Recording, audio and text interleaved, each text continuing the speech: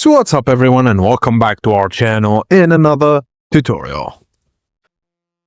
If you built a website with Lovable and want to host it on Hostinger, here's how to transfer and deploy it.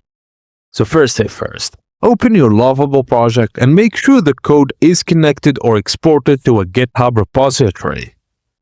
Log into Hostinger panel, go to Websites and then click Add Website.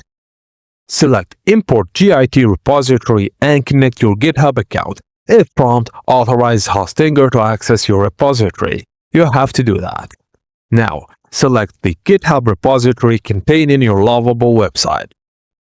Review the detected framework, build command, start command, and other deployment settings. Then adjust them if needed. Now click Deploy and wait for Hostinger to finish building and publishing your website. And that's it. Your Lovable website is now deployed on Hostinger. As simple as that. If this tutorial was helpful, please don't forget to like it and subscribe to our channel for more tips and tricks like this. I will see you on the next one.